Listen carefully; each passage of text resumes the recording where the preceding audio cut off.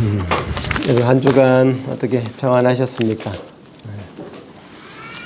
요즘 우리 고지사님 기도하신 것처럼 세상이 조금 뒤숭숭합니다.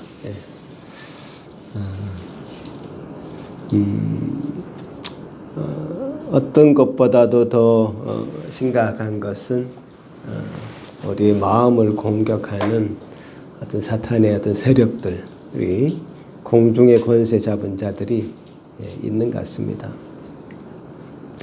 불안하게 하고 두렵게 만드는 어떤 세력들이 있는 것이죠.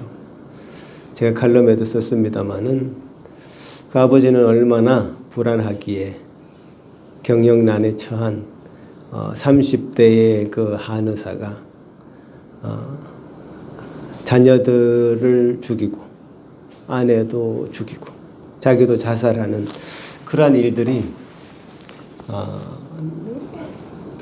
참 한국에서만 볼 수 있는 그런 현상들인 것 같습니다. 굉장히 그 불안함이, 미래에 대한 불안함이 현실을 지배하는 그런 마음이 되는 것이죠. 우리가 평안을 유지한다는 것은 참 하나님 주신 은혜로만 가능한 것 같습니다. 여러분 한 주간 분주한 삶을 보내시는 동안에 여러분의 속 사람이 더 강건해지기를, 여러분의 속 사람이 더 하나님 앞에 강건해지기를 위해서 얼마나 노력하셨는지 좀 묻고 싶습니다.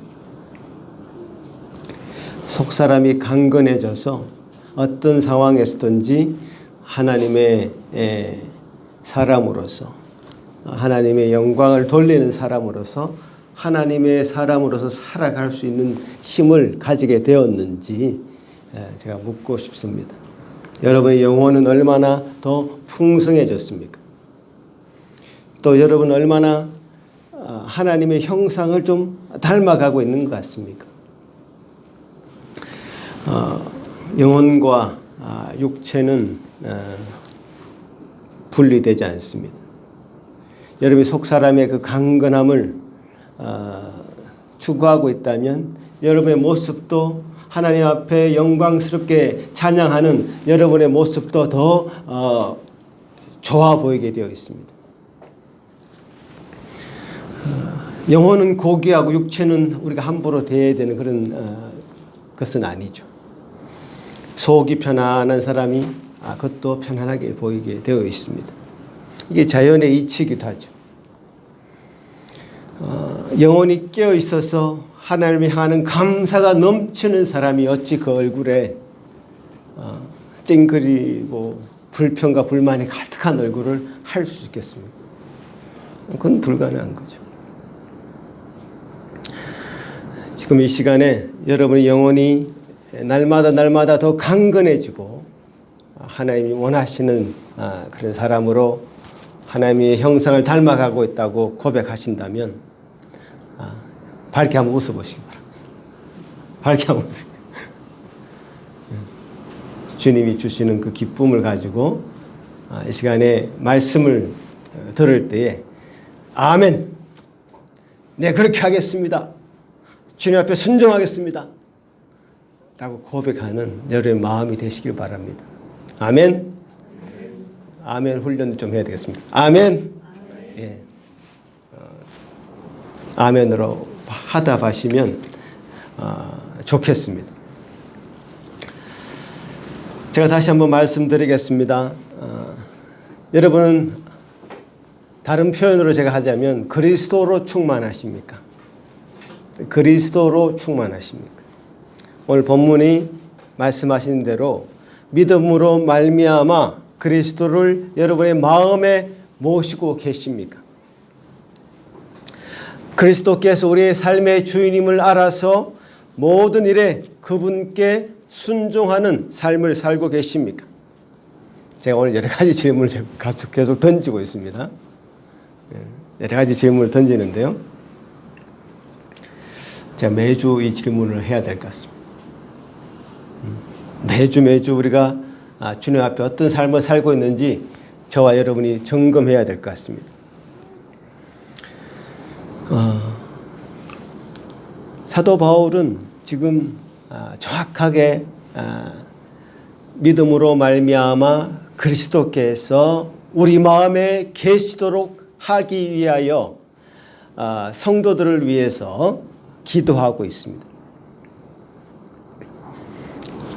정말 우리 마음 가운데 그리스도께서 계시는지 살아서 역사하시는지에 대해서 사도 바울이 기도하고 있다는 말씀이죠.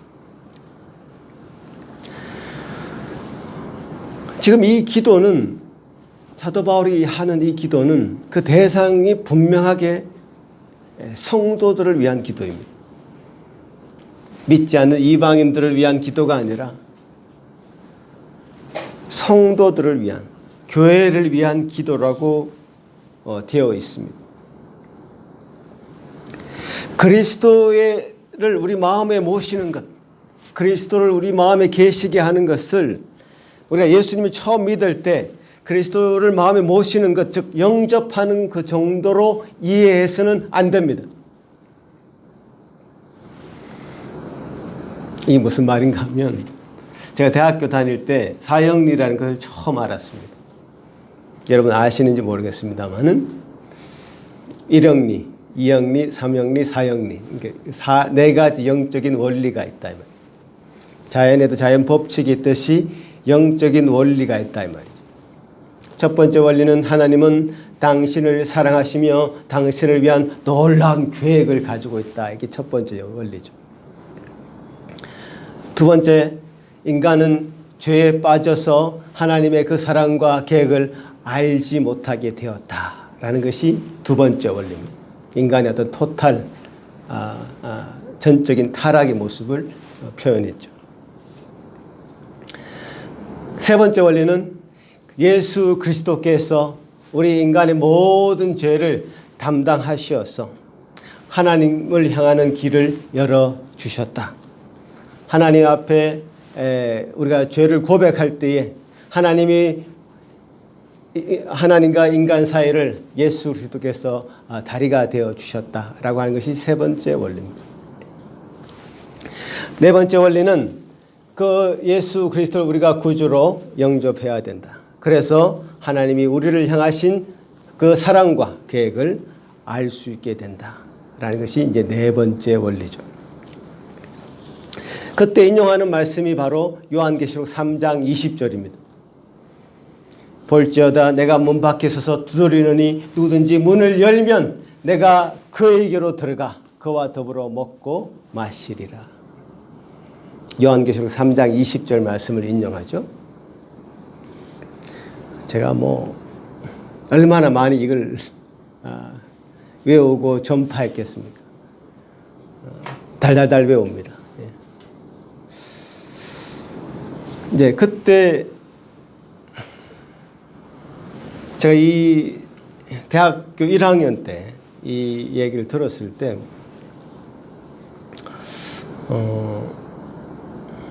그동안 저에게 어떤 사람도 누구도 예수 그리스도를 네 마음속으로 인격적으로 영접해야 된다는 얘기를 하지 않았습니다.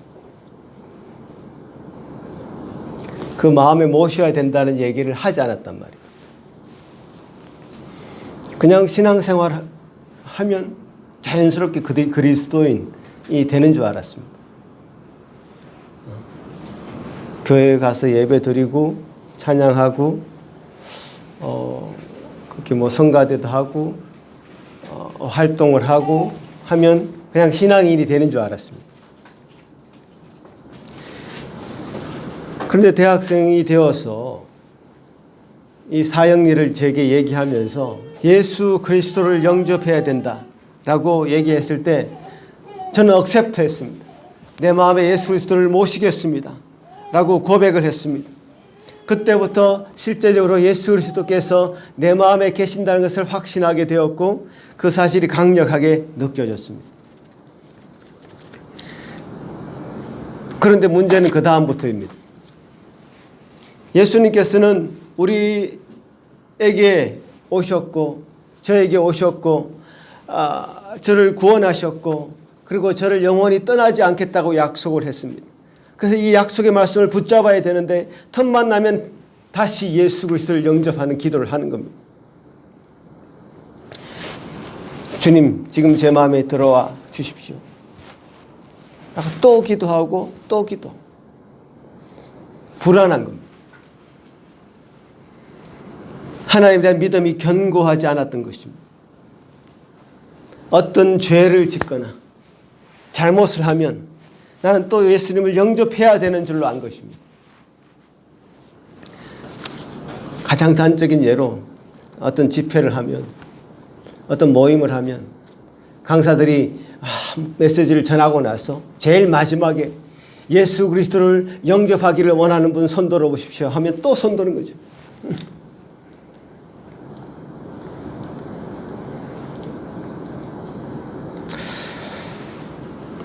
그렇게 하면 안 되는 줄 알았지만 자꾸 그렇게 되는 겁니다.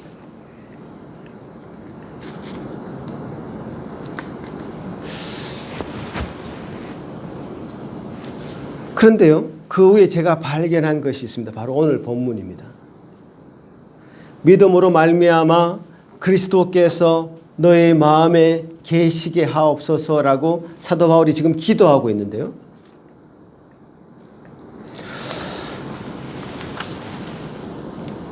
가만히 또 보니까 요한계시록 3장 20절 말씀도 볼지어다 내가 문 밖에 있어서 두드리노니 누구든지 그 문을 열면 내가 그에게로 들어가 그로 더불어 먹으리라 한 이 말씀도 예수 그리스도를 처음 믿은 사람에게 하신 말씀이 아니라 예수 그리스도를 믿지 않는 사람에게 하신 말씀이 아니라 성도들에게 하는 말씀이었단 말이죠.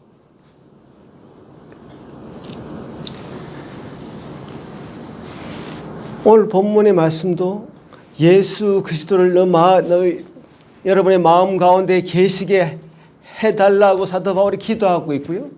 요한계시록 3장 20절에서도 문을 열어서 마음의 문을 열어서 예수 그리스도를 영접하라, 예수 그리스도와 더불어 먹어라, 더불어 마시라 라고 얘기하시고 있는 부분이 믿지 않는 사람들에게 하신 얘기가 아니라 성도들에게 예수 그리스도를 믿고 있는 사람들에게 하시는 말씀이라는 것을 아는 것이죠. 우리 영혼은 이미 구원받았기에 관리가 필요 없는 그 영혼이 아니라 속 사람이 능력으로 강건해지기를 날마다 기도해야 되는 것처럼 사도 바울이 우리 마음에 예수 그리스도가 계시도록 거하시도록 날마다 거하시도록 기도하고 있다는 사실을 알게 된 것이죠. 입술로 고백하는 정도가 저는 신앙이라고 생각했던 것 같습니다. 당신은 믿습니까? 네. 그럼 그것이 사실이든 감정이 따라오건 따라오지 않건 간에 그것을 느끼든 느끼지 않든 간에 하나님의 자녀가 되었다라고 어떤 지적인 동의만 하면 나 이제 예수 믿는 사람이야. 내 마음에 예수님을 모셨어. 라고 지적인 동의만 하면 그렇게 되는 줄 알았습니다. 그러나 그렇지 않았습니다. 사도 바울이 지금 이렇게 기도하고 있고 요한계시록에서 사도가 또 그렇게 말씀을 하시는 것은 우리의 신앙이 어떤 원리적인 측면에서만 작동하는 것이 아니라 매우 실제적으로 작동해야 되는 매우 실제적으로 예수 그리스도께서 우리 마음 가운데 계셔서 역사하시는 것이 어떤 실제라는 사실을 우리가 알아야 된다는 것이죠.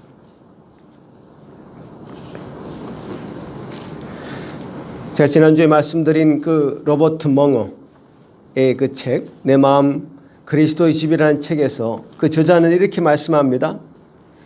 놀랄만한 기독교 교리 가운데 하나는 예수 그리스도 자신이 성령의 임재를 통하여 실제로 마음에 들어오셔서 정착하시고 그곳에 안주하신다는 것입니다. 그리스도께서는 자신을 영접하는 인간의 마음을 거처로 삼으십니다.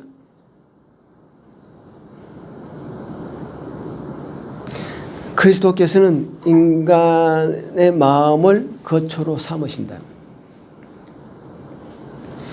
요한복음 14장 24절에는 이렇게 말씀하십니다. 누구든지 나를 사랑하는 사람은 내 말을 지킬 것이고, 그리하면 내가 아버지께로 그를 사랑하신 것 같이 아버지도 나도 아버지와 나는 그에게 들어가 그와 함께 먹을 것이다. 그와 함께 살 것이다.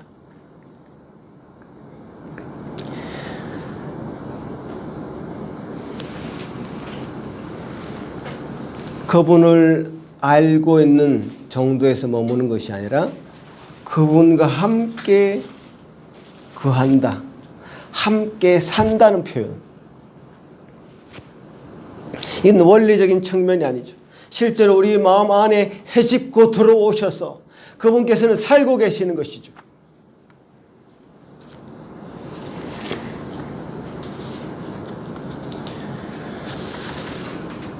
갈라디아서 2장 20절에 이렇게 말씀하십니다.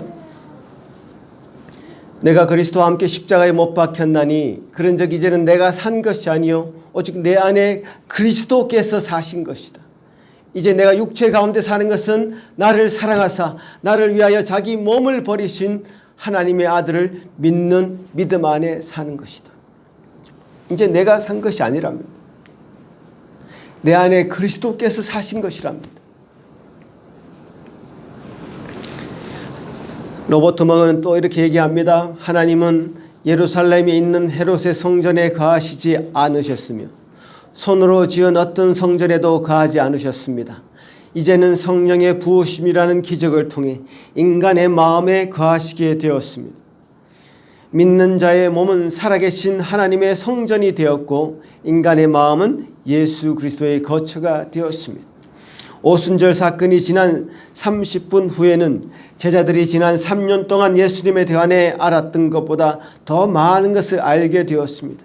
나로서는 내 마음이 그리스도를 위한 거처를 만들어 기꺼이 모셔드리며 그분을 섬기고 거기서 그분과 즐거워하고 그분을 아는 것보다 더 큰 특권은 생각하기가 힘듭니다.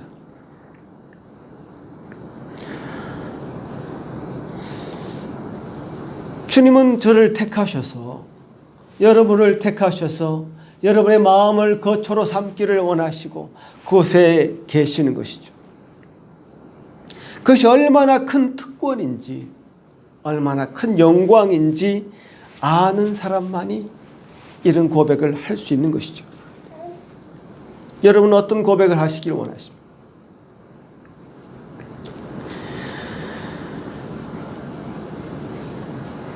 고린도전서에는 이렇게 또 말씀하십니다. 너희 몸이 그리스도의 지체인 줄을 알지 못하느냐? 내가 그리스도의 지체를 가지고 창기의 지체를 만들겠느냐? 결코 그럴 수 없느니라. 창기와 합하는 자는 저와 한 몸인 줄을 알지 못하느냐? 일렀으되 둘이 한 육체가 된다 하셨으니 주와 합하는 자는 한 영이니라. 음행을 피하라. 사람이 범하는 죄마다 몸 밖에 있거니와 음행하는 자는 자기 몸에게 죄를 범하느니라. 너희 몸은 너희가 하나님께로부터 받은 바 너희 가운데 계신 성령의 전인 줄을 알지 못하느냐? 너희는 너희 것이 아니라 값으로 산 것이 되었으니 그런즉 너희 몸으로 하나님께 영광을 돌리라. 이제 우리 몸은 더 이상 우리의 몸이 아니라 주님이 거하시는 성령의 전이라는 사실. 우리 몸을 함부로 놀리면 내 몸을 놀리는 것이 아니라 그리스도의 몸을 함부로 놀리는 것이 되는 것이다. 어떻게 네 몸으로 창기와 합할 수 있겠느냐? 그것은 네 몸을 더럽히는 것이 아니라 그리스도를 더럽히는 것이다.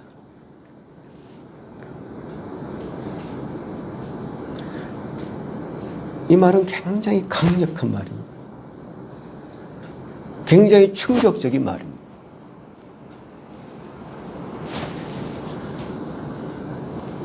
제가 대학을 졸업하고 이제 바로 군대를 가게 되었습니다. 여러분 아시다시피 최전방에 1사단이라는 최전방에 군인들이, 젊은 군인들이 거기 모입니다.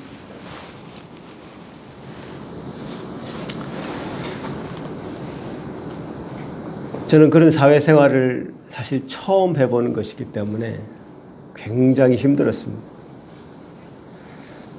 대학 때는 그야말로 신앙의 공동체 안에서 정말 빠져가지고 하루를 큐티로 시작하고 기숙사 들어가면 기도회를 마치는,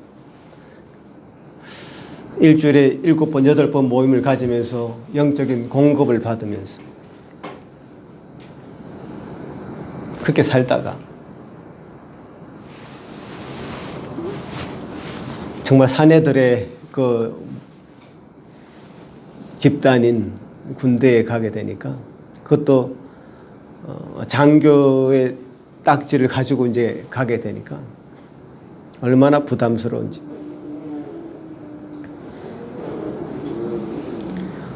여러분 가보신 분들은 알겠지만 그 군대 문화라는 것 자체가 굉장히 엄중하고 타락해 있습니다.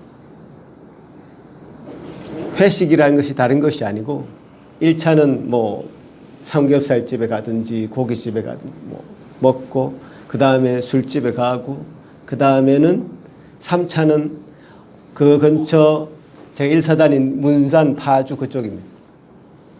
그럼 그쪽에 있는 사창가를 찾아다니면서 다 배치를 해줍니다.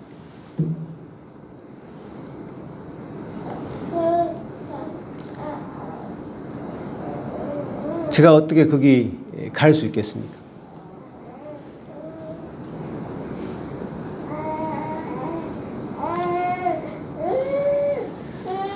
제 친구도 그런 고백을 했습니다. 자기도 처음에 가서 너무 놀랐는데 나중에 중2 정도 계급을 다니까 자기가 그 배치하는 일을 하고 있더라는 겁니다.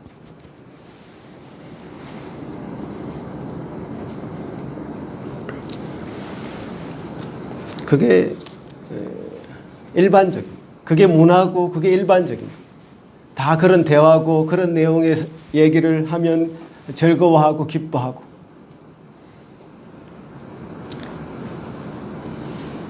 그게 그들의 삶이죠.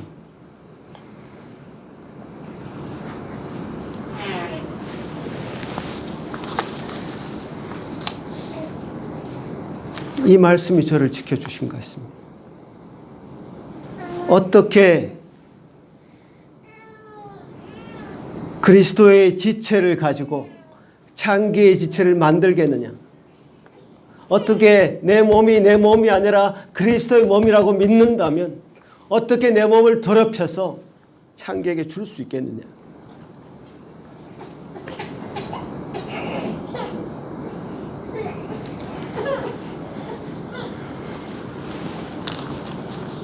뭐 극단적인 예처럼 들리실지 모르겠지만 그게 일반적인 것이었고요.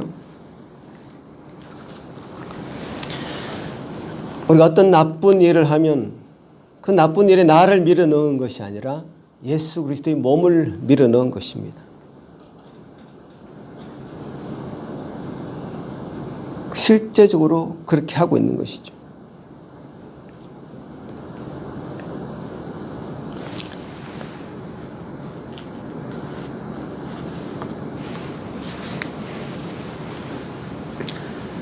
주님께서는 우리를 고아와 같이 버려두지 아니하시고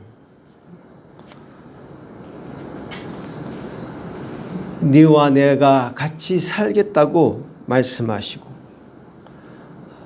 네가 아버지 안에 내가 너 안에 내가 내 안에 있는 것을 너희가 서로 알게 되겠다고 말씀하셨습니다. 요한복음 14장. 주님을 그냥 알고 있는 것만으로는 부족합니다. 여러분, 주님을 모십시오. 여러분 마음 가운데 중심에 모십시오. 여러분 마음 가운데 주님을 온전히 모셔서 여러분을 온전히 주장하도록 만드십시오. 그러면서 그 여러분의 삶이 달라지기 때문에 달라질 수밖에 없습니다. 지난주 우리는 예배 드리기 전에 요셉에 대한 이야기를 읽을 때 어떤 이야기를 읽었습니까? 창세기 39장 2절, 여호와께서 요셉과 함께 하심으로 그가 형통한 자가 되어 그의 주인 애굽 사람의 집에 있으니 그의 주인이 여호와께서 그와 함께 하심을 보며 또 여호와께서 그의 범사에 형통하게 하심을 보았더라. 여호와 하나님이 요셉과 함께 하셨다고 했습니다. 뭐가 이상하지 않습니까? 그가 형통했다고 했습니다. 뭐가 이상하지 않습니까? 요셉은 형들에 의해서 애굽 상인들에게 팔려가 종이 되었고, 그래서 보디발의 집에 종으로 팔려간 사람입니다. 그런데 요셉을 향해서 하나님은 하나님이 함께 하시는 자고 그는 형통한 자다.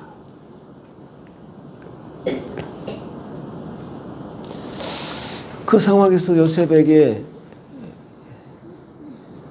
일컬어서 하나님이 함께 하시는 사람이고 형통한 사람이라고 성경은 표현하고 있습니다.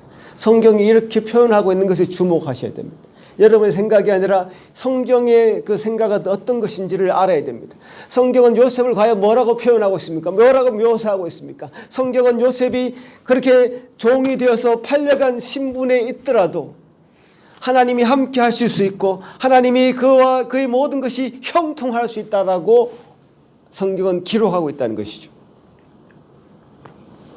성경의 관점을 가지셔야 되는데 요셉은 형통한 자였습니다. 하나님이 함께하는 자였습니다. 하나님이 함께하는 자는 어떤 모습을 가집니까? 보디발의 아내가 요셉을 유혹하죠.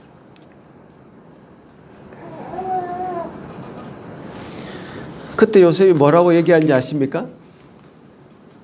9절에 보면요. 39장 9절에 보면 내가 어찌 이 큰 악을 행하여 하나님께 죄를 지으리까. 요셉이 고백하고 있는 것은 보디발의 아내의 그 요구를 들어주면 보디발에게 죄를 짓는다고 얘기하지 않고 하나님께 죄를 짓는다고 얘기한다는 거죠. 내가 어떤 그 한 사람에게 죄를 지으면 그 한 사람을 나쁘게 대하면 한 사람에 대해서 악하게 행동하면 한 사람의 마음을 상하게 하면 그 사람에게 죄를 짓는 것이 아니라 하나님 앞에 죄를 짓는다고 인식하고 있는 겁니다.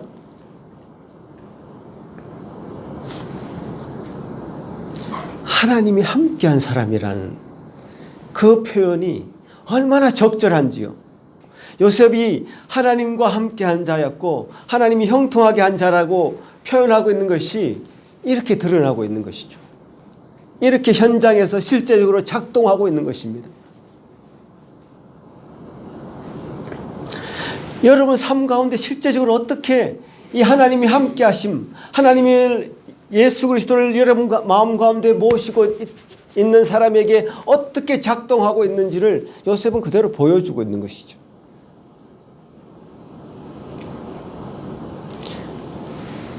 하나님 앞에 죄를 짓는 것이 싫기 때문에 보디발의 아내의 요구를 들어주지 않았습니다.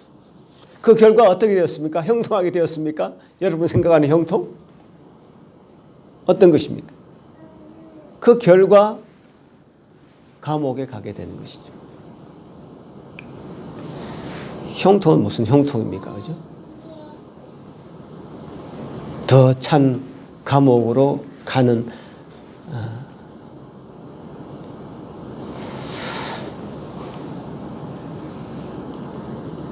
하나님과 함께하는 사람의 모습이 요셉과 같을 것이다. 그렇게 생각이 듭니다. 어떤 대가를 생각하지 않고 어떤 대가를 치를 것을 생각하지 않고 하나님 앞에 죄를 짓지 않겠다. 하나님 앞에 자기 자신을 정결하게 하겠다. 라고 했을 때에 대가 말이죠.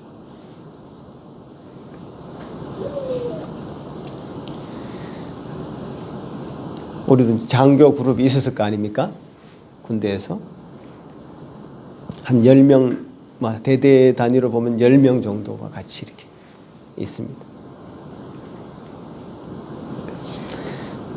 휴가 나갔다 오면 그런 이야기를 막 하는 거죠. 엄탕한 이야기. 어떤 것.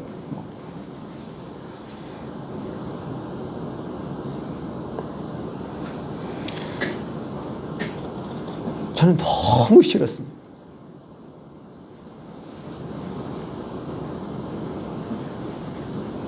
그들과 같이 어울릴 수가 없었습니다. 같이 밖을 나가면 나이트클럽 이런 데를 가자고 그러는데 제가 어떻게 가겠습니까? 그런 데를.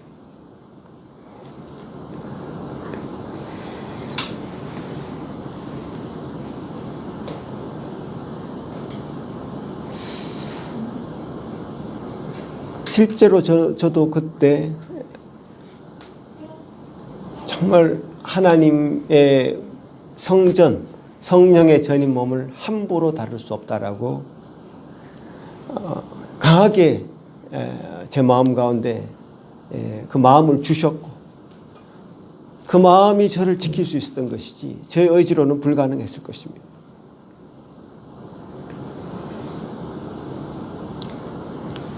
제가 아마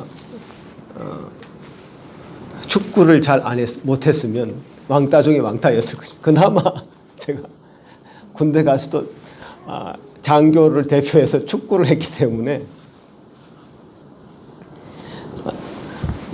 대대 단위에서 무슨 시합을 하면 장교 1명, 하사관 1명, 병 9명 이렇게 팀을 짜야 됩니다.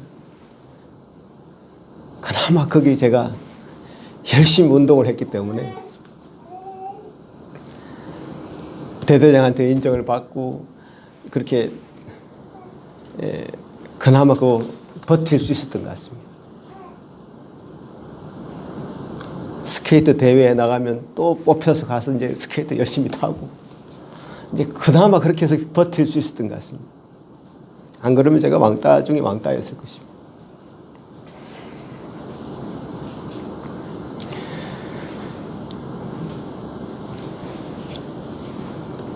여러분 또 한 사람을 볼까요? 성경에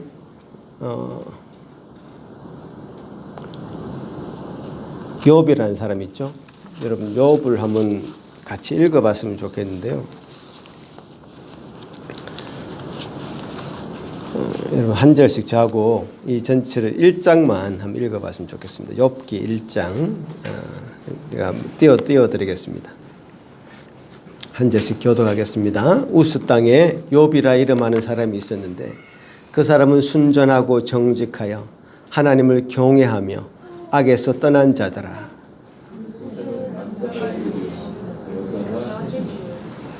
그 소유물은 양이 7천이요 약대가 3천이요 소가 500결이요 암나귀가 500이며 종도 많이 있었으니 이 사람은 동방 사람 중에 가장 큰 자라.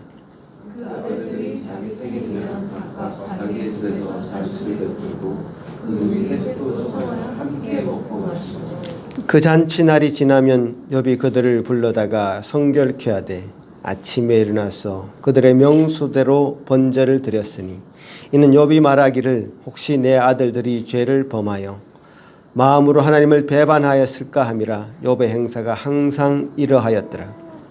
하루는 하나님의 아들들이 와서 여호와 앞에 섰고 사단도 그 가운데 왔는지 여호와께서 사단에게 이르시되 내가 어디서 왔느냐. 사단이 여호와께 대답하여 가로되 땅에 두루 돌아 여기저기 다녀왔나이다. 여호와께서 사단에게 이르시되 내가 내 종 욥을 위하여 보았노라.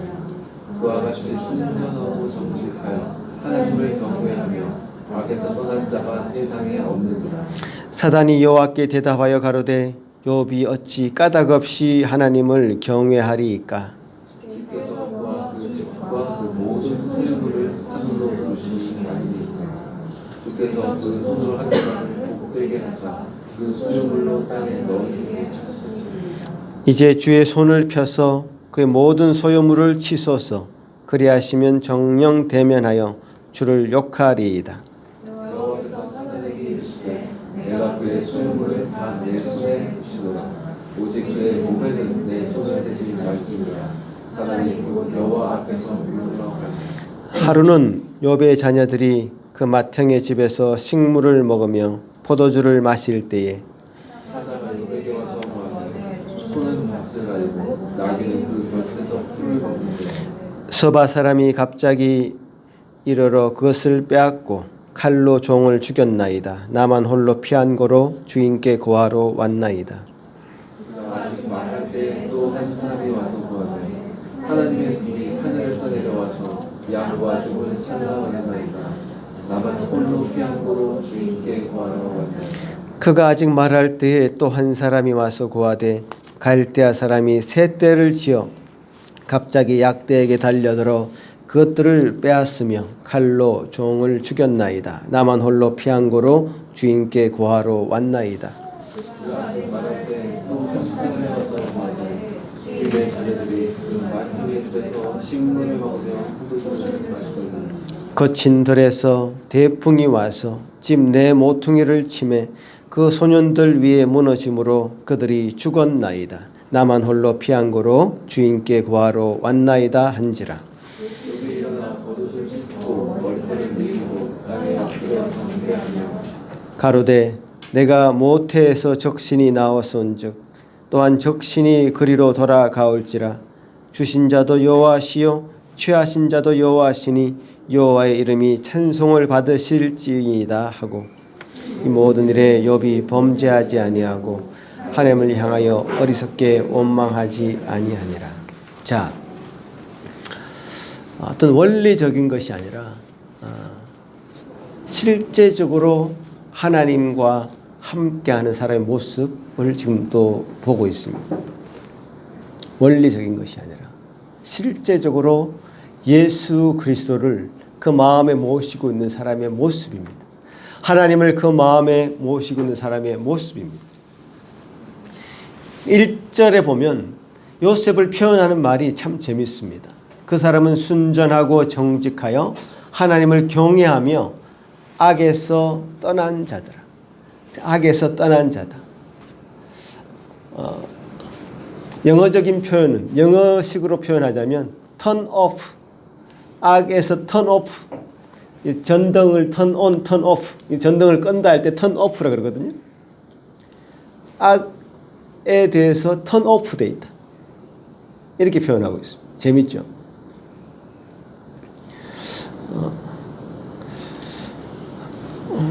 하나님 앞에 순전하고 정직한 그 사단이 시기했습니다. 질투했습니다. 저 사람은 어떻게 저렇게 하나님을 잘 섬길까? 저렇게 순전할까? 어떻게 저렇게 악에서 떠날 수가 있을까? 턴 오프 할 수 있을까? 악에 대해서. 분명히 이유가 있을 것이다. 왜냐하면 그 사람은 부자 중에 동방에서 가장 부자라고 일컬어질 정도로 부자이기에 그렇게 하지. 그것을 다 빼앗아 봐라. 어떻게 하겠느냐. 하나님을 부인하고 저주하게 될 것이다. 이런 생각을 사단이 하게 되었고 그 제안을 하나님께 하고 하나님이 그것을 사단을 목숨은 해하지 말고 다른 모든 것은 건드려도 좋다. 이렇게 합의가 되어서 욥의 자녀들, 10자녀들 있다고 했는데요. 10자녀들을 다 죽이고 양과 약대, 소, 암나귀 모든 재산들을 없이 하고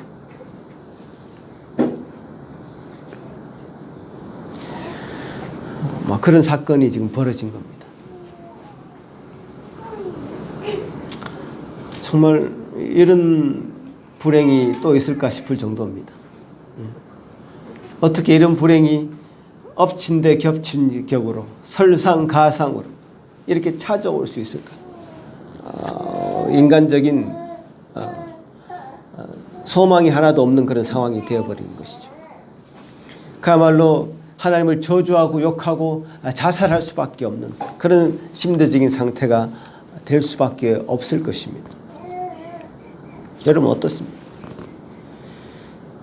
신문에 났던 그 한의사, 젊은 앞날이 창창한 그 한의사가 자녀들을 죽이고 아내를 죽이고 자기도 죽을 수밖에 없는 그런 극심한 스트레스를 욥도 받지 않았겠습니까?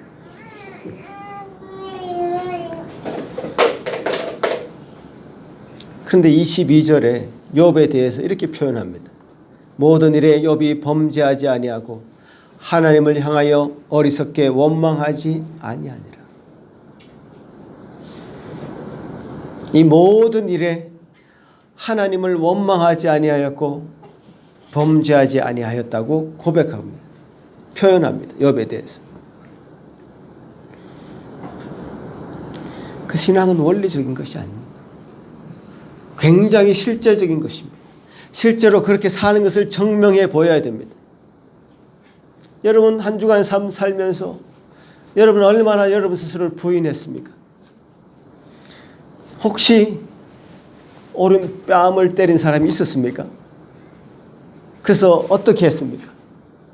왼뺨을 돌려댔습니까? 오리를 가자고 한 사람이 있었습니까?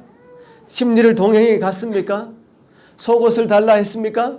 그 겉옷까지 벗어 주었습니까? 굉장히 실제적인 거란 말이에요.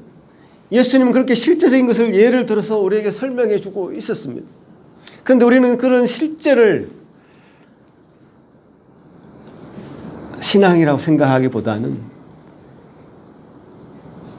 그냥 입술, 마인드, 그냥 생각에 머물 때가 너무 많다는 사실입니다. 다 그렇진 않죠. 제가 여러분의 승리했다는 소식, 승리의 보고, 그 간증, 주님 앞에 하나님과 동행한 그 삶의 모습들 정말 듣고 싶습니다. 우리가 2부 순서 시간에 책만 읽는 것이 아닙니다. 여러분 삶 가운데 하나님이 함께 하셨던, 여러분 인생 가운데 역사하셨던 그 고백을 나누는 시간입니다. 뭐 어떤 지식적인 것을 배우는 시간이 아니고 나누는 시간입니다.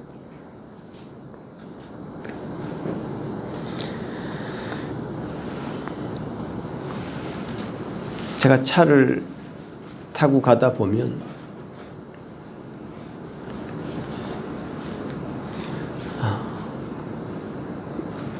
특히 아내가 옆에 타고 있으면 굉장히 아내가 여러 가지 얘기를 많이 합니다. 한 손으로 운전하지 말아라. 저는 이제 커피를 좋아하기 때문에 커피를 마시면 한 손으로 할 때가 많습니다.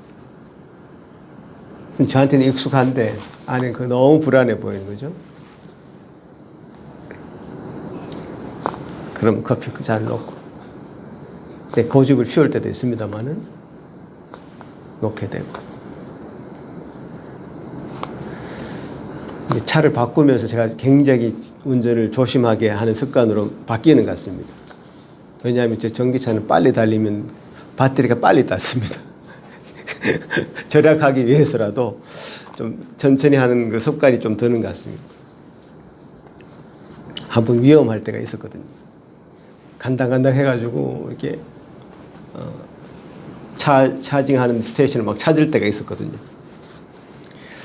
그런 걸 당하지 않도록 하기 위해서 아주 조심하고 있습니다. 그래서 운전 성과도 좋아지는 것 같은데, 제가 조수석에 탈 때도 아내를 이렇게 보게 됩니다.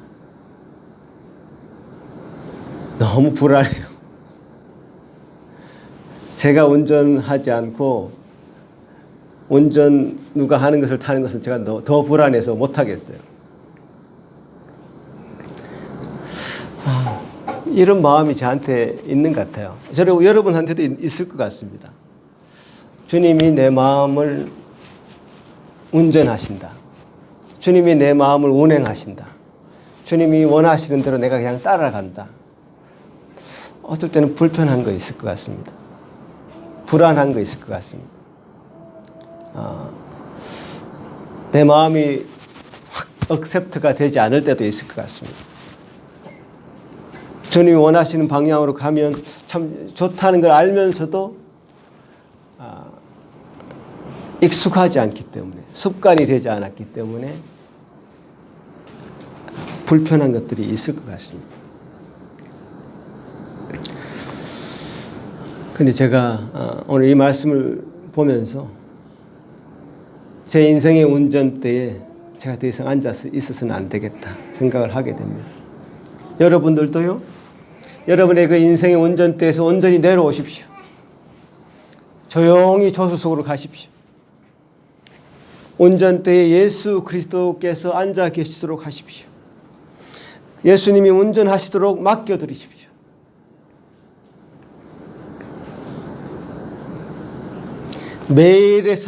매일의 삶에서 여러분이 주인이 되고 여러분이 운전하고 있었던 그 삶을 온전히 내려놓으시고 예수님이 그리스도께서 여러분의 삶을 운전하시도록, 여러분의 주인이 되시도록, 여러분의 마음에 계시도록 그렇게 기도하고 하루를 시작하시는 여러분 되시기를 간절히 바라는 것입니다. 아멘. 그렇게 했을 때 어떤 변화가 있는지 한번 관찰해 보시고 주님이 어떤 마음을 주시는지, 어떤 삶의 변화가 있는지 고백하시고 간증하시는 저와 여러분 되시면 좋겠습니다. 기도하시겠습니다. 고마우신 주님 감사합니다. 아버지 하나님의 은혜를 따라서 이 자리에 나아왔습니다. 주님이 주시는 은혜로 우리가 이 자리에 나아왔사오니 주여 주여 말씀하여 주신 것 참으로 순종하며 따를 수 있는 믿음 허락하여 주옵소서. 우리 마음에 온전히 그리스도만 계시게 하여 주옵시고 그리스도만으로만 충만할 수 있도록 도와주시옵소서. 우리 속사람이 강건하여서 정치하여 있는 것이 아니라 날마다 더 강건하여져서 그리스도를 온전히 더 마음에 모실 수 있는, 그래서 그 마음이 참으로 충만해질 수 있는 풍성한 삶으로 나아갈 수 있는 저희들 다 되게 하여 주옵소서. 감사하고 예수님 이름으로 기도하옵나이다. 아멘.